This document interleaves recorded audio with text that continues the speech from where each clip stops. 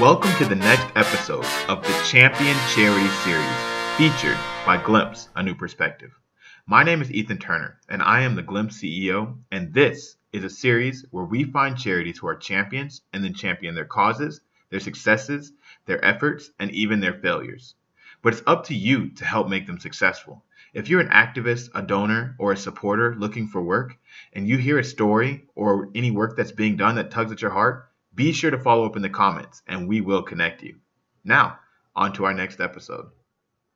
Hey, welcome to another series in the Champion series. We have the most incredible charity that we are going to be featuring today. It's United Hatzalah of Israel, the most incredible organization that that really saves lives in ways that many countries haven't seen. A lot that the world is able to learn from. Ellie, tell us a little bit about United Hatzalah, what you do, and what problems you're solving. Well, we're solving a serious problem of people waiting for an ambulance. And unfortunately, many of these people die. By the time ambulances arrive, sometimes it's 12 minutes. If they're lucky, it's 25 minutes. These minutes are crucial for saving lives of people who are not breathing, who have cardiac arrest, or in this terrible accident. So this problem of the time till an ambulance arrives is a problem we're trying to solve. And United Hatzalah is all about response of 90 seconds to every emergency. You have a 90-second response rate? Our goal is 90 seconds. We reached it in many cities around Israel. Our average response time throughout Israel is 3 minutes. So if we count the cities where we have enough volunteers spread all around the city who are professional paramedics and EMTs, we get there in 90 seconds thanks to the volunteers, the applications we use to create a fast response by locating the closest 5 volunteers within 3 seconds to any emergency. And they get on alert and they jump on either their personal car or this motorcycle turning into an ambulance called an ambucycle, and has all these vehicles have all the medical equipment necessary, the defibrillator, oxygen, resuscitation equipment. So these people could actually reach a scene within less than 3 minutes of average time and save lives. And not only save lives, but actually protect these people and prevent them from having brain damage. So what you're saying is that this organization is based solely on volunteers that are getting to people within a country anywhere between 90 seconds and 3 minutes. And you mentioned that they're volunteers. There has to be a back-end story. How did you start this organization? And obviously you must have thousands of volunteers that are volunteering their time, and you obviously built it from, I know that you started this yourself in an incredible way, a mischievous way, I should say. Tell me a little bit about how you started this organization and how it's grown. Well, I was in the back of an ambulance when I was 15 years old as a volunteer. In Israel, you could go and do some activities before you go to Army a couple of years before. So as a child, I went to save lives. And after 1.5 years volunteering in the back of an ambulance, helping lots of people, and it's a great feeling, but I never even got to save one person. Every time we had a terrible event, like someone with a cardiac arrest, or the worst case that I had is a 7-year-old boy who was waiting for 21 minutes for us to come save him from choking while he was eating lunch. He was choking for a little hot dog.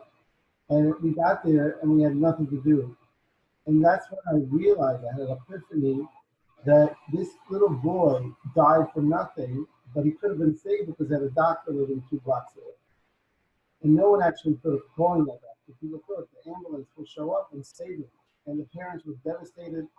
And it was a terrible, terrible day for me, seeing a 7-year-old boy dying for nothing.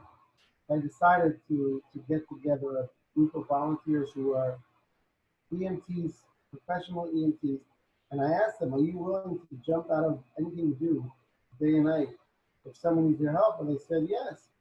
So we needed to get the emergency calls in order to receive these calls and run out to the emergencies, but the ambulance service did not want to share the calls with us. They said it's our job to actually save people, and we're not looking for any help from outsiders. So we decided to use a very famous Israeli technique that works all the time. It's called chutzpah. And this technique led us to buy these scanners, these walkie-talkies, little machines that you could listen and tap into the emergencies of the ambulance. So while we were tapping into the calls, we heard all the emergencies happening in our area, and that's how we knew someone needs help. And that's how we started the organization with 15 volunteers. We knew what to do. We just needed the knowledge. We had to use some chutzpah, a lot of motivations, and we started saving lives that week. That's incredible. That's incredible. What would you say is the largest accomplishment that you've achieved so far? Well, every single day we have 1,000 emergencies that we treat. 4,000 volunteers who run out to save lives of every single person that needs help. So this is my biggest accomplishment, that knowing that 1,000 people can help. I can tell you, yesterday my wife, who just joined to be a volunteer a couple of months ago, after being on the side watching me save lives, but she was jealous. So she decided she wants to join too. So I said, okay, go join.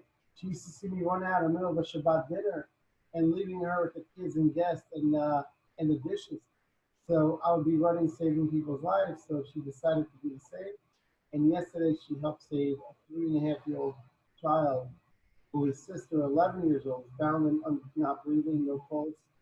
And after 40 minutes of CPR, we're able to regain this boy, came back to life.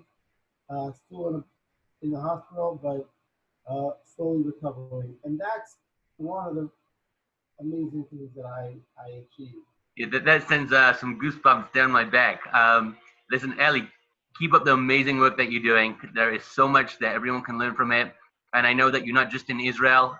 There are many areas that the countries are looking at you as an example and being able to cut rates of saving people's lives. Thank you so much for all that you do. Everybody listening, thank you for listening. And thank you to Ellie once again. Make sure to like our page, subscribe, visit us at glimpseglobal.com. Take care. Thank you. Thanks for tuning in to the Champion Charity Series. Be sure to follow our page and our featured charities page. If you have any resources or you feel that you can help, drop a comment below and we will be sure to connect you.